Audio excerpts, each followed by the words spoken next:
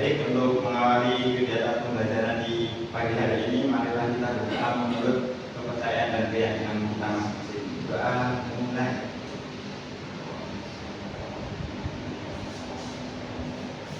Berdoa dulu. Terima kasih ketua kelas. Iya, untuk kelas Sosum 3, kelas Sosum 3 hari ini adakah yang tidak masuk? Ada semua ya. Bagus. Oke. Kemarin kita sudah membahas tentang apa? Ada ininya? Puisi. Pengertian puisi ya. Masih kan materinya? Masih. Nah, hari ini kita akan lanjut lagi ke puisi, yaitu struktur dan kebahasaan puisi ya. Oke anak-anak, sebelum kita masuk ke materi yang baru, materi struktur puisi dan kebahasaannya, kita akan mengerjakan puisi terlebih dahulu. Ada yang pernah mengerjakan kuis? Nah, sekarang kalian bisa keluarkan handphone kalian. Nah, kita akan mengerjakan kuis. Ini kuisnya tentang materi yang akan kita pelajari ya, sebagai pengetahuan awal kalian supaya ibu bisa memetakan, ibu bisa tahu seberapa pemahaman awal kalian ya. Bisa gabung ya? Ini kalian harus semangat ya, karena kita akan melanjutkan materi yang sebelumnya. Ada yang masih ingat materi sebelumnya itu apa? Pengertian puisi. Kita sebelumnya sudah belajar pengertian puisi.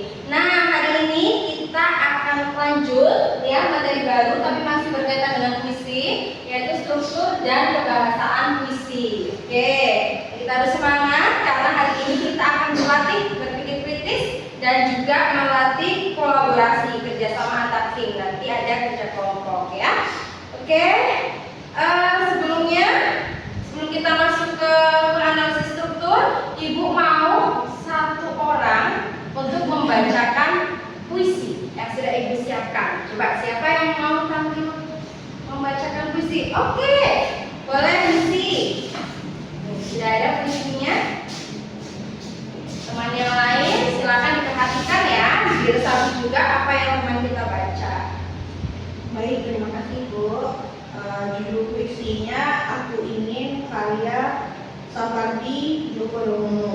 Aku ingin mencintaimu dengan sederhana, dengan kata yang tak sempat diucapkan, kayu kepada api yang menjadikannya abu. Aku ingin mencintaimu dengan sederhana, dengan isyarat yang tak sempat disampaikan, awan kepada hujan yang menjadikannya tiada. Ya. Oke, kasih terima kasih Misi. Semua sudah menyimak puisi yang dibacakan? Nah, puisi Sapardi Djoko Damono, Aku Ingin. Nah, menurut kalian bagaimana perasaan yang disampaikan oleh penyair atau penulis dalam puisi yang tadi dibacakan? Rasa cinta, Bu. Rasa cinta, rasa kagum, kesederhanaan dalam mencintai. Ya betul. Ada banyak emosi atau perasaan yang dituangkan oleh penyair ke dalam puisi tadi ya. Nah, coba kalian renungkan lagi. Kalian nanti tuliskan di refleksi ya, refleksi pribadi kalian dalam nih kertas-kertas kecil yang akan ibu bagikan. Kalian tulis di situ refleksi kalian mengenai puisi yang dibacakan tadi. Perasaan apa saja yang ada di dalam puisi. Nah, kira-kira kalian pernah juga nggak mengalami perasaan yang sama seperti penyair atau punya pengalaman-pengalaman emosional yang akan dimasukkan di dalam karya? Kalian di situ bisa bercerita ya. Oke. Kasih bisa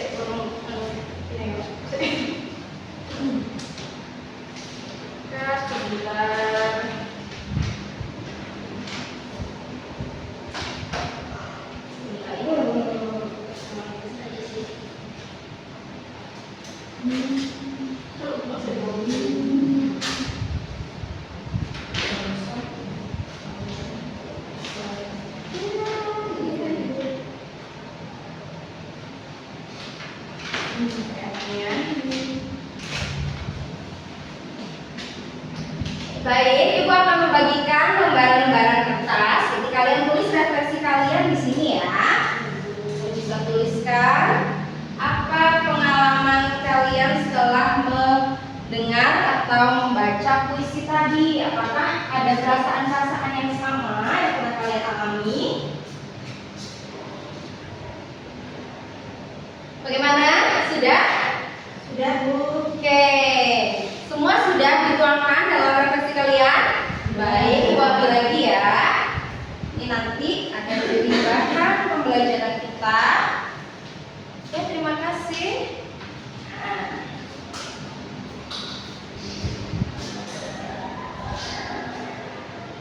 Nah.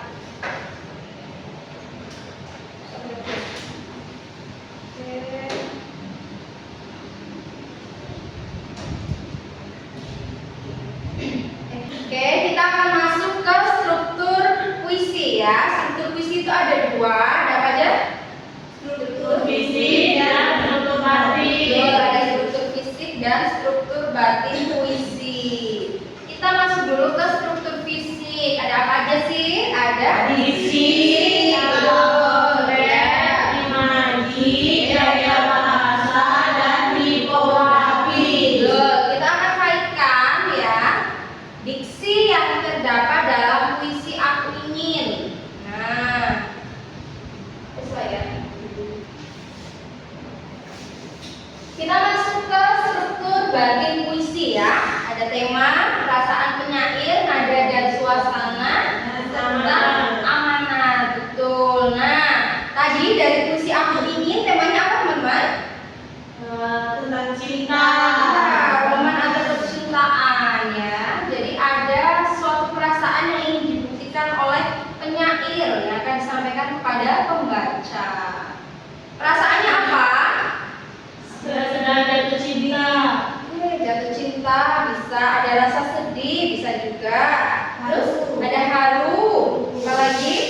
Romantis. Ya, romantis. Untuk yang haru dan sedih, kenapa kok bisa haru dan sedih? Karena kasih yang tak sampai. Oh Yang ya. menyimpannya dalam diam. Betul, karena perasaannya itu disimpannya dalam diam. Jadi kasihnya tidak sampai ya. Ada rasa haru dan sedih di situ. Kalau untuk nada dan suasananya apa ya yang digunakan? Nadanya cenderung sedih, Bu. Cenderung sedih. Berarti pakai nadanya bagaimana? Rendah. Oke, nadanya rendah, lembut ya. Oke. Terus amanat apa sih yang disampaikan oleh pengarang penyair? Buktikan cintamu. Oh iya, kita harus membuktikan cinta ya. Dengan cara apa? Mengungkapkan. Bisa dengan cara mengungkapkan. Ada pula yang dengan sederhana seperti tadi penyair ya. Ada juga yang mengungkapkannya dengan tenang. Tidak melulu cinta itu disampaikan dengan menggebu-gebu ya. Ada juga cinta yang tenang, yang sederhana. Dan harus tulus, betul ya. Kalian pernah merasakan perasaan seperti itu? Pernah. Apalagi masa-masa SMA ini ya. Ibu. Oke. Nah, ini kita akan lanjut ke kolaborasi ya. Kita sudah belajar materi tentang struktur dan bahasaan. Kita akan lanjut kegiatan kolaborasi. Nah, di kelas ini ada 5 anak ya. Ibu akan bagi menjadi kelompok kecil saja, 2 kelompok. Jadi satu kelompok ada yang 2, ada yang 3 ya. Ibu akan berikan LKPD kepada kalian untuk dikerjakan ya. Boleh berkelompok Ivan dan Isi, kemudian Ica, Ida dengan Devina ya. Ini Ibu bagikan LKPD-nya. Oke, bisa berhadapan saja.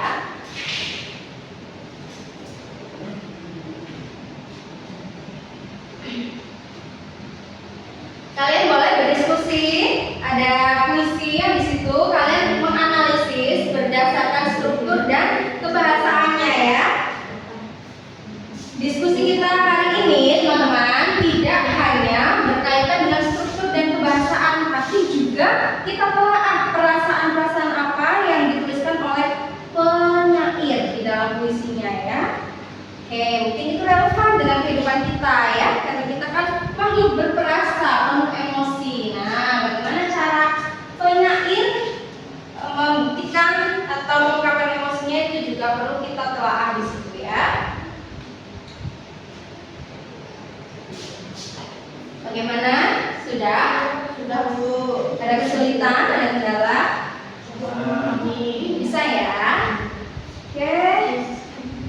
Kalau sudah, nanti Ibu akan minta kalian untuk mempresentasikan hasil kerja kalian, maju mempresentasikan bagaimana kalian menyampaikan gagasan kalian dengan baik di depan teman-teman kalian ya. Semuanya maju, satu kelompok ya, nanti maju ya. Oke.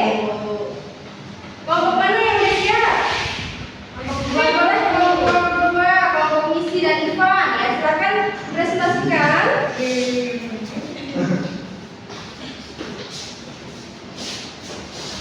Sebelah sini. Oke.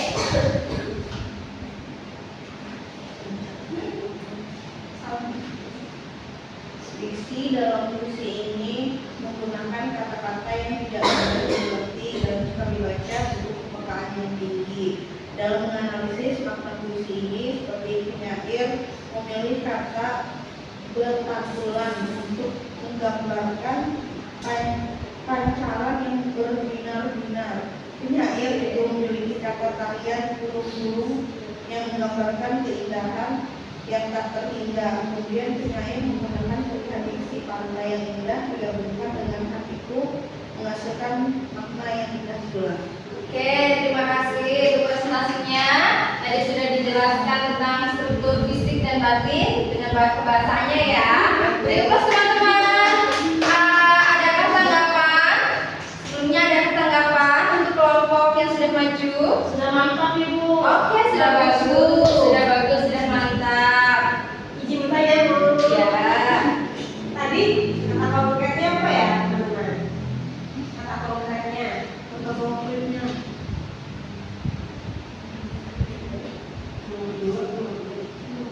Oke, kata konkretnya. kata konkretnya yang ini itu terdapat beberapa kata konkretnya seperti kuntum demi kuntum, kesepian yang mekar seluas kalbu yang melambangkan kerinduan yang amat sangat. Itu salah satu contohnya. Oke, bisa dipahami? Bisa. Oke, berikut sekali lagi untuk kelompok 2. Terima kasih, boleh duduk kembali. Terima kasih ya, sudah presentasi dengan baik, sudah berani maju. Kemudian kelompok 1, ya boleh maju.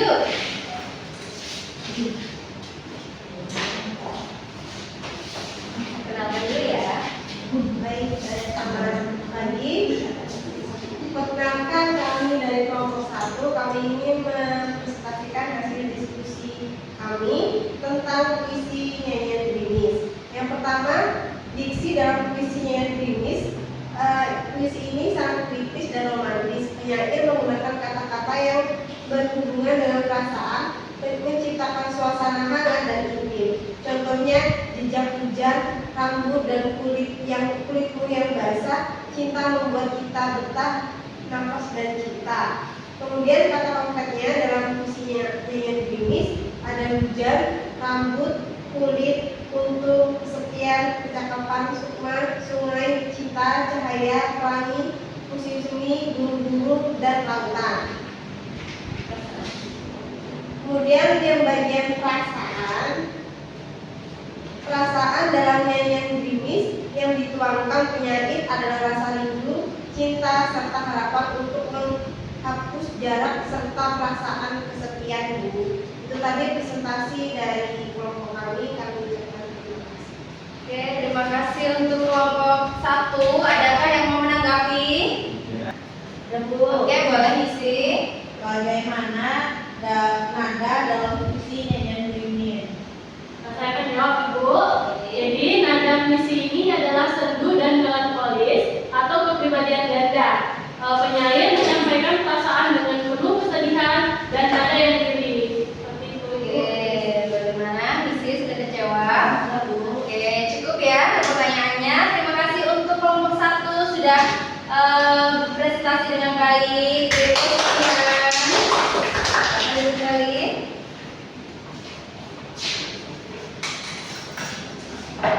Oke, Ibu ucapkan terima kasih ya untuk keberanian kalian sudah berprestasi dengan dengan baik, sudah melatih komunikasi kalian dengan baik ya. Karena ini presentasi ini selain melatih kemandirian, berpikir kritis tadi, juga melatih kemampuan sosial kalian ya. Kita berlatih untuk menyampaikan gagasan yang kita miliki yang sudah kita diskusikan, disampaikan dengan bahasa yang baik kepada teman yang lain ya. Itu salah satu latihan kita juga dalam pembelajaran ini. Jadi bukan hanya fokus pada puisi, struktur dan bahasanya saja, tapi kita juga belajar bagaimana keterampilan kita dilatih ya. Ada keterampilan sosial tadi, keterampilan berempati ya. Kenapa bisa berempati? Karena kita jadi tahu apa yang dirasakan oleh penyair ya. Kita bisa menarik kesimpulan, kita harus bagaimana jika menghadapi perasaan-perasaan yang seperti itu ya. Oke.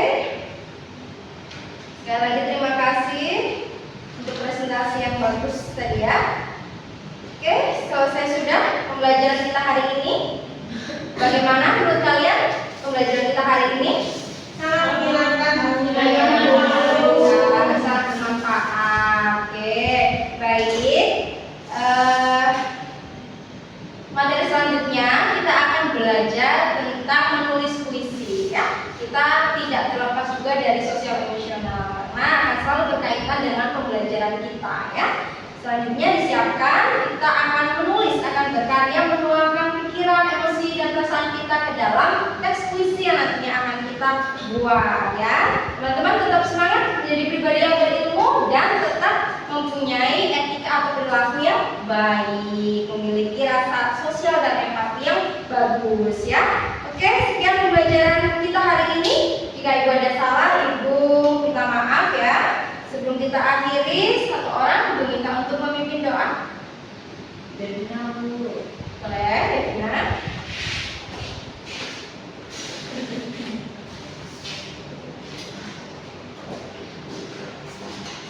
Sebelum kita pulang, mari kita berdoa. Berdoa selesai. Terima kasih Devina. Ya, sekian dari ibu. Sampai jumpa pertemuan minggu depan. Ibu akhiri. Wassalamualaikum warahmatullahi wabarakatuh. Waalaikumsalam warahmatullahi wabarakatuh. Selamat pagi. Pagi. Selamat pagi Bapak Ibu. Oke, apa kabar hari ini? Alhamdulillah baik, sehat ya Bapak Ibu. Begini, maksud saya melakukan panggilan di WA Group ini menginformasikan ya bahwa hari ini anak-anak kita di sekolah untuk pelajaran bahasa Indonesia kita belajar tentang perasaan emosi yang diluapkan oleh penyair dalam puisi ya, struktur dan kebahasaan puisi. Baik, maksud kami pembelajaran ini tidak hanya menyangkut tentang puisi saja, tetapi ada pendekatan emosional yang kita pelajari juga di sekolah terkait keterampilan anak kita dalam mengelola emosi dan juga keterampilan anak-anak kita dalam berempati. Nah, tujuan kami Bapak Ibu memberikan informasi, mohon dukungan dan mohon bantuan kepada Bapak Ibu semua supaya pembelajaran emosional ini di rumah tetap berlanjut, jadi tetap berjalan. Jadi bagaimana nanti anak-anak ya tetap dilatih di rumah supaya memiliki keterampilan emosi, mengelola emosi dan juga berempati. Nah, kira-kira bagaimana Bapak Ibu ya? Bisa kami minta bantuannya?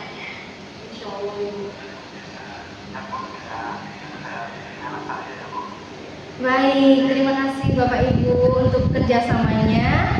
Mungkin kalau misalnya Bapak Ibu masih bingung terkait bagaimana pengendalian atau pengelolaan emosi, nanti Bapak Ibu bisa menanyakan kepada anak-anak kita setiap hari bagaimana perasaannya hari ini, terus adakah yang mengganjal di hatinya. Kemudian untuk keterampilan berempati nanti Bapak Ibu bisa melibatkan anak-anak kita untuk mengerjakan pekerjaan rumah misalnya, supaya mereka itu terdorong untuk berempati ya, minimal di lingkungan keluarganya sendiri. Begitu nggak Bapak Ibu? Baik, mohon maaf untuk waktunya, mengganggu waktunya. Mungkin itu saja Bapak Ibu yang bisa saya sampaikan. Terima kasih untuk kerjasamanya. Ya, saya akhiri panggilan video ini. Terima kasih, selamat pagi.